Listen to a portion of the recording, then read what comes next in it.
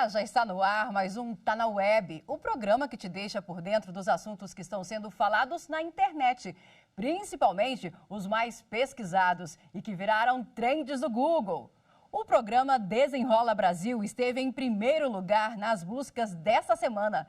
Com mais de 200 mil pesquisas, temos o termo Programa Desenrola Governo. A primeira fase foi lançada na segunda e contempla quem tem dívida com bancos e renda mensal bruta de até R$20 mil. A previsão é que em setembro o governo lance a segunda etapa, que abarca quem tem renda de até 2 salários mínimos e é inscrito no CAD único. E para falar comigo sobre esse tema, eu converso agora com o Newton Marques, que é economista, e com a Fernanda Possati, advogada de Direito Digital. Doutora Fernanda, seja bem-vinda, doutor Newton também. Eu já começo perguntando para o doutor Newton como avaliar se compensa realmente participar do programa e quitar essa dívida. Quais os critérios? Bom, primeiro, você imagina essas pessoas que durante muito tempo estavam negativadas com relação aos serviços de cadastro, seja no Serasa, seja no SPC, né? Então, a partir do momento que essas pessoas podem ser habilitadas ou desnegativadas, que é uma palavra, né? O mais adequado, desenrola, seria desnegativar, mas fica difícil demais. Então, é interessante, porque a partir do momento que essas pessoas podem tomar crédito, fica melhor, né? É verdade. E, doutora Fernanda, nessa fase agora, tem algumas pessoas que vão ter automaticamente o nome limpo, quem tem dívida aí de até R$100. Como que a pessoa sabe, ela precisa ir ao banco para fazer essa mudança, limpar o nome? O banco automaticamente faz esse processo todo? Exatamente. Os bancos que aderirem, né, ao programa, porque nem todos os bancos irão aderir. Hoje, os bancos que já aderiram ao Banco do Brasil, Caixa Econômica, Itaú, Santander e Bradesco. Então, as pessoas que tiverem dívidas de até R$100 nessas instituições, automaticamente o nome vai ser desnegativado, como disse o colega agora há pouco, né? Então, essa dívida, em momento algum, a pessoa poderá ter novamente o seu nome negativado.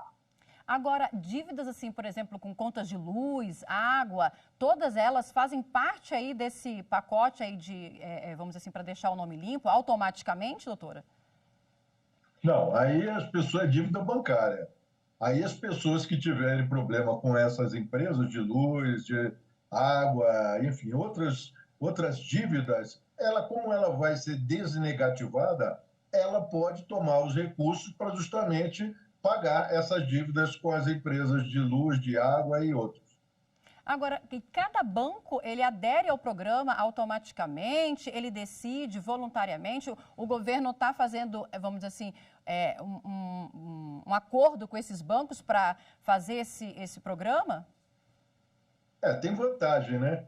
O banco, ele tem vantagem porque ele não vai pagar o imposto sobre o lucro real, vai ser pelo lucro presumido. Então, no fundo, é tirar um bolso, né, da gente e colocar no outro, porque os bancos não fazem graça, a não ser o caso que eles tiverem que dar desconto, tiver com relação a repactuar essas taxas e prazo, isso é que seria algo interessante para o devedor. Mas do ponto de vista de o dinheiro, vai sair do bolso, do nosso bolso, porque é uma redução do imposto que os bancos pagariam. Por isso é que é com base no lucro presumido. Agora, doutora Fernanda, infelizmente aí já tem gente aplicando golpe em função desse programa. O banco vai entrar em contato com a pessoa que é devedora ou é a pessoa que tem que fazer esse contato? É bom deixar aqui um alerta a respeito de e-mails oferecendo aí já a quitação dessa dívida, por exemplo? É importantíssimo a gente falar sobre isso, né? Porque a gente sabe que a cada dia mais existem alguns golpes novos. Então, agora, com esse programa em alta, a pessoa ela precisa procurar a instituição financeira onde ela possui alguma dívida, tá? Então, nesse primeiro momento, que são as pessoas que recebem até R$20 mil e que têm uma dívida de qualquer valor, vão conseguir entrar, e as pessoas que estão com dívidas até R$100, como a gente já conversou. Então, nesse primeiro momento, a pessoa que se encaixar nessas questões pode procurar diretamente a instituição financeira ou até mesmo o aplicativo do Serasa, que é parceiro, né, nesse programa, então conseguir também fazer uma repactuação da sua dívida. Já no segundo momento, na segunda fase, né, o governo vai lançar também um aplicativo onde a pessoa vai poder fazer diretamente a negociação por meio desse aplicativo, mas qualquer link, SMS, site, muito cuidado com sites falsos, né, porque a gente sabe que nesse momento também é possível que sejam criados alguns sites falsos, então muito cuidado, se a pessoa tiver interesse realmente em fazer um novo parcelamento da sua dívida, procure a sua própria instituição financeira. Tem alguma dica, doutora Fernanda, aí para não cair nesse golpe do site falso ou desse boleto que é enviado por e-mail? Certo. Dicas referente aos boletos, né? Primeiro, de uma forma geral, não referente apenas ao programa Desenrola, mas de uma forma geral, qualquer boleto que você receber, primeiramente, verifique o destinatário, verifique quem te enviou aquilo, se de fato você tem algum contrato com aquela empresa que está te enviando, né? Identificar sempre se no boleto consta um QR Code. E na hora que você for fazer o pagamento, verificar quem está recebendo, né? Qual que é a conta para onde está sendo enviado, quem que é o favorecido daquela conta. Bastante importante identificar isso. Nos sites, é importante sempre você analisar se tem o domínio certinho da empresa.com.br, certo? Porque a gente sabe que às vezes a pessoa joga ali o nome da instituição financeira e acaba vindo um site falso. Então é importante identificar se o endereço está escrito de forma correta, certo? Para que não caia em nenhum tipo de situação embaraçosa. E, doutor Newton, existe aí um prazo que pode ser dessa dívida, né, para ela ser renegociada. É de 2019 a 2022, é isso mesmo? O governo resolveu criar um período, porque senão ficaria algo, né, muito difícil de ser feita essa renegociação, porque aí um prazo maior, né, aí poderia estar contemplando, né, outras que não seria o público-alvo, porque o governo está procurando colocar esse pessoal habilitá-los para eles poderem tomar crédito. Então, esse período é um período que foi tomado, o governo estudou e conversou com os bancos, deve ter tido, né, uma discussão aí para dizer, olha, esse período aí é suficiente para poder, senão ficaria um negócio muito extensivo, né? É verdade. E vamos explicar agora um pouco como é que vai ser agora a segunda etapa. Doutora Fernanda, você pode falar um pouquinho? Essa segunda etapa vai ser justamente para as pessoas que têm renda de até 2 salários mínimos. E é bem esperado esse momento, porque são pessoas aí que têm dívidas de até R$ 5.000. Como que vai se dar essa segunda etapa? Então, essa segunda etapa, ela vai para quem entra nessas características, né, de até 2 salários, dívidas de até R$ 5.000, e realmente vai abranger a maior parte da população que encontra-se inadimplente. Como eu falei, a pessoa pode procurar a instituição financeira, onde ela possui a dívida, como também vai ser disponibilizado um aplicativo, né? Ele ainda não está disponível nessa primeira etapa, onde a pessoa vai poder renegociar a sua dívida, também poder procurar o Serasa, que é parceiro, né, do programa, e fazer essa renegociação. Importante avaliar ali no momento as taxas de juros apresentadas, quantidade de parcelas, até para que a pessoa não acabe ali firmando uma nova dívida que ela não vai poder honrar, né, no decorrer do tempo e acabar tendo um novo problema posteriormente. E aí que eu ia perguntar para o doutor Newton, quais são os critérios aí para você entrar para o programa? Qual é o primeiro passo que o devedor tem que fazer? E como avaliar realmente essa questão do juros, se dá conta de pagar essa renegociação, se vale a pena realmente fazer essa proposta de renegociação da dívida? Isso aí são os bancos que vão oferecer, né? Porque se depender das pessoas, a pessoa fala, eu quero o juro perto de zero e um prazo muito longo, né? Então, o governo permitiu com que os bancos pudessem renegociar, porque com base nessa renegociação é que eles vão levar vantagem com relação a ter um abatimento com relação ao imposto de renda, né? Com base no lucro presumido. Agora, com relação às pessoas, não tem jeito de as pessoas imaginarem que é uma outra situação, porque quando eles são reabilitados, eles já estão em condição de poder tomar um crédito em condições melhores, vai procurar uma instituição financeira para poder estender esse prazo, porque tudo depende de uma análise de risco de crédito, para ver se essa pessoa, né, é com relação a essa a educação, a deseducação financeira, porque não adianta as pessoas tomarem o crédito por tomar, se elas vão continuar incorrendo no mesmo problema, porque a gente sabe que essa dívida tem uma conjunção de coisas, mas uma delas é a deseducação financeira. Está certo que taxas de juros, está certo que a inflação, isso, o desemprego, né, permitiu com que essa dívida virasse uma bola de neve. Mas se as pessoas agora forem renegociar e não pensar em mudar o seu comportamento com relação ao planejamento financeiro, vão cair de novo no mesmo problema. É uma bola de neve, né? Doutora Fernanda, eu acho que era importante para a gente encerrar aqui a entrevista, explicar mais uma vez para as pessoas quais são os benefícios de limpar o nome, de ter seu nome limpo, que ela volta a ter direitos a partir do momento aí que essa dívida é quitada. Certo. Hoje, a cada 100 famílias, cerca de 78 famílias estão inadimplentes, né? Acredito que a grande maioria está inadimplente não porque quis, mas por algum eventual problema que teve ou por uma falta de planejamento, como dito aqui pelo colega. Então, o fato de você conseguir voltar a ter o seu nome limpo no mercado, onde você pode voltar a ter uma linha de crédito, traz diversos benefícios, além da tranquilidade, né? Porque o fato de você estar inadimplente, estar em dívida, pode trazer diversos problemas psicológicos, emocionais, causar ansiedade e diversos outros distúrbios, né, que podem causar a partir de então. Mas é importante, como o colega trouxe aqui para a gente, a questão da educação financeira, né? Porque uma vez que você volta a ter um nome limpo para poder voltar a comprar no mercado, é importante que tenha aprendido já, né, a não gastar mais do que tem. Então, é importante trazer sempre essa questão da educação financeira para dentro de casa também. Excelente. Doutora Fernanda, muito obrigada pela participação aqui no nosso programa, doutor Newton também. E agora a gente volta para as telas do Google para saber quais outros assuntos têm sido pesquisados durante a semana na web. Vamos para os destaques.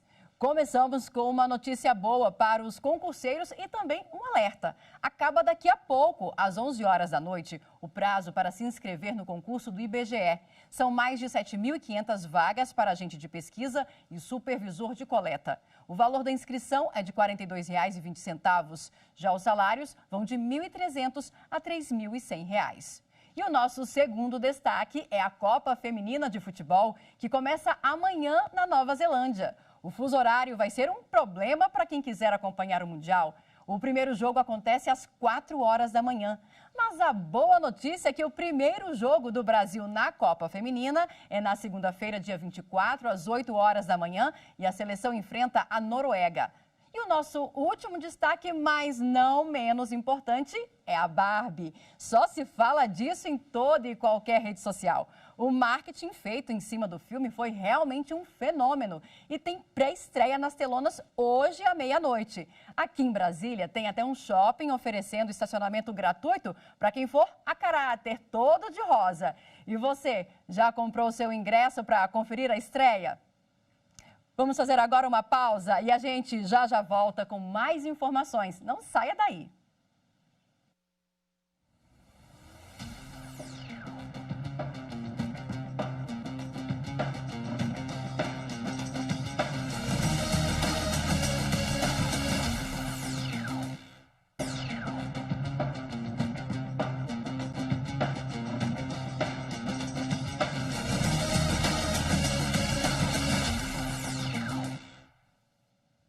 Estamos de volta e agora, no segundo bloco, a gente aborda uma fake news que está circulando na internet. Vamos acompanhar.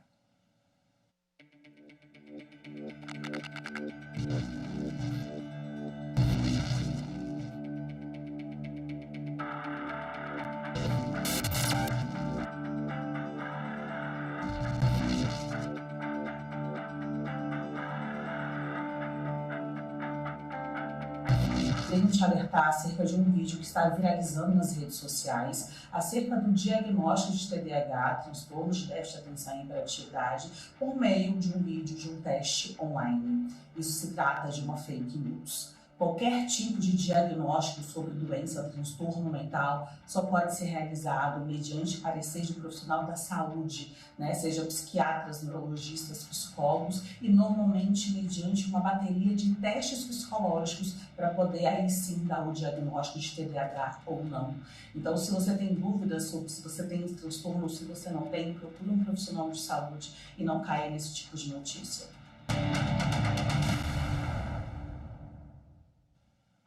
Para falar sobre isso, eu converso agora com o Rafael Berredo, psicólogo e psicanalista.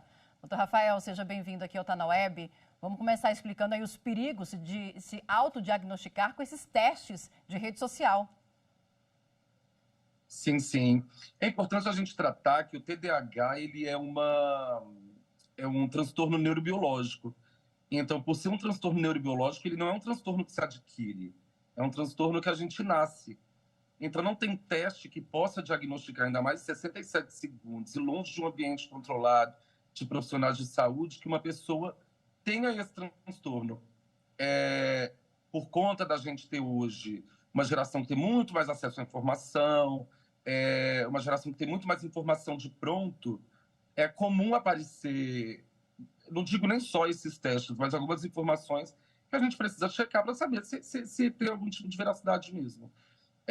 Inclusive, eu fui procurar esse teste e uma das coisas que se diz, alguns dos pontos que se falam nesse teste, são alguns critérios diagnósticos que a gente usa para diversos outros transtornos, para diversos outros distúrbios, e que, feito de uma forma tão irresponsável, pode até colocar essa pessoa pensando que ela possa ter um outro transtorno ou outro distúrbio que não o TDAH. Pode, inclusive, levar a um problema aí de ansiedade, por exemplo, para a pessoa que está achando que tem o TDAH, no momento que ela faz esse teste aí, sem saber a veracidade dele e se ele realmente vai fazer esse diagnóstico correto, né? Sim, bom você trazer isso da ansiedade, porque os critérios diagnósticos, alguns deles que se usam para TDAH, por exemplo, a impulsividade. Impulsividade, às vezes, você pode encontrar numa pessoa que está sofrendo de transtorno de ansiedade generalizada, de alguém que está num processo depressivo, de alguém, inclusive, com transtorno obsessivo-compulsivo. Então, não se tem como a gente dizer que esses critérios que se diz que são só do TDAH possam não ser critérios diagnósticos de outros transtornos. Agora, como que faz o diagnóstico hoje de TDAH? Existe o DSM, que o DSM ele tem alguns critérios diagnósticos que você tem que seguir para poder se diagnosticar algum transtorno, algum distúrbio, alguma questão de origem psíquica. No TDAH, são 4 ou 5, se eu não me engano. Para ansiedade, por exemplo, são 6. Dentre esses 6, você precisa ter no mínimo 3. Desses 3, só um é compatível com TDAH. Então, é muito fácil você fazer um teste de TikTok indicando que uma pessoa possa ter TDAH, quando, na verdade, essa pessoa está sofrendo de outros transtornos e talvez nem sofra de nenhum transtorno. Até porque você tem situações comportamentais transitórias. Às vezes você está passando por um período de estresse em que alguns dos critérios diagnósticos podem te levar falsamente a crer que você desenvolveu algum transtorno. Não TDAH, porque não se desenvolve TDAH, né? Se nasce. Doutor Rafael, eu quero muito agradecer a sua participação aqui no Tá na Web. Eu que agradeço. Obrigado. Boa noite. E a gente fica por aqui. Não deixe de seguir a TV Justiça nas redes sociais, no Instagram, no Twitter, no YouTube e no Spotify. Obrigada pela companhia e até a próxima.